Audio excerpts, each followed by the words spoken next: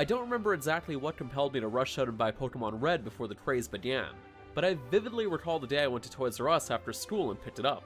I got to Mount Moon in one sitting and promptly turned off the game, forgetting to save. What a first day. From there I'd go on to collect all 151, hosting all sorts of local trainer parties as the resident Link Cable owner and Pokemon master. It's one of my most played games, and it's the main reason why I'm always willing to give a new entry a shake.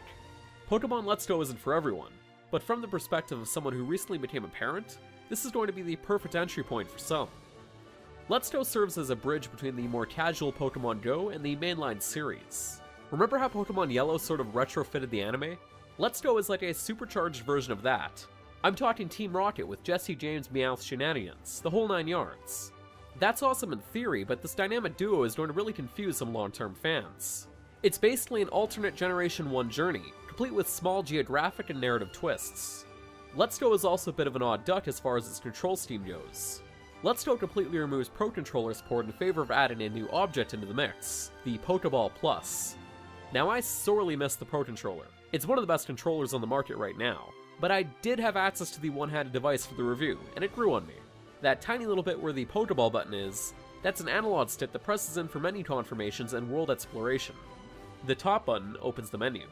Given that Pokemon games are RPGs with a heavy emphasis on turn-based combat, it made sense why it would work. I wanted to play roughly half the game with it, finishing the rest in portable mode and with the Joy-Con.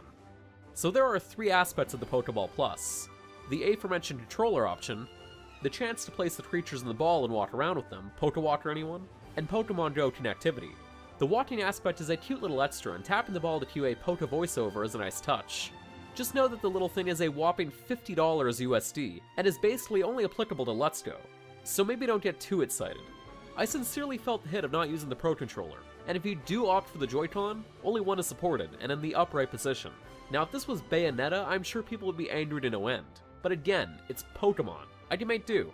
It also comes with a Mew, if that gets you going. Digging a little deeper, I'll get the big nope out of the way. Open world battles don't exist, as they're just capture encounters, not unlike the ones you'd find in Pokemon Go. I get that it's not going to appeal to people who wanted a full 3D Generation 1 remake, but there's an upside. Taking the focus off wild battles seems trivial, but it cuts out the grinding, a mentality you slowly adapt to while playing Let's Go. I lament that there were fewer chances to try out my Pokemon in the wild, and that the strategy of whittling down their health for a greater capture chance is now reduced to chucking berries. But it's a give and take. That streamlined approach gives way to universally positive improvements. Pokemon are kept in a convenient bag without the need to go to boxes to swap out party members. Really good Pokemon like Butterfree, a straight-up Butterfree fully evolved, can be caught very early on in the Viridian Forest as opposed to raising a Caterpie in Metapod, including the starter Pokemon, and that's great. I know a ton of people are going to espouse the virtues of leveling up Pokemon from level 1 to 100 and how you should earn evolutions, but this is not that kind of game. Mechanical talk aside, I think everyone is going to fall in love with Let's Go's aesthetics. Kanto is a delightful Arcadia and has never looked this good. Watching the camera pan over the quiet hamlet of Palatown gets the nostalgia endorphins going, but Let's Go's sleek visuals sell all of those familiar locations. Game Freak also nails the scale of each Pokemon and made it feel more like the anime. Seeing a gigantic Onix tower over his foes is something else. The same goes for the random environmental cuteness like napping Meowths. It all adds flavor to the world. Its sense of scale is its biggest strength. Gym battles more accurately mirror the anime with their grand halls and random trainers, even throwaways are more emotive. As far as the big picture is concerned, there is some wasted potential. No Pokemon Bank connectivity at launch, or possibly ever, is a bummer.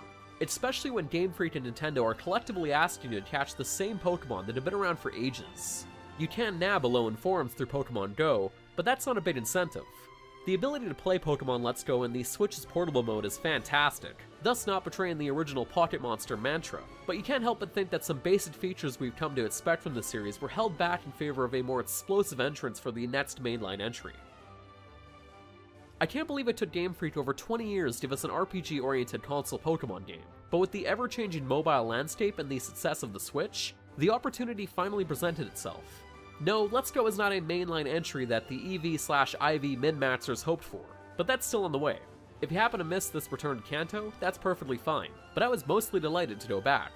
But for all things Pokemon, reviews, news, and more, be sure to head on over to Destructoid.com.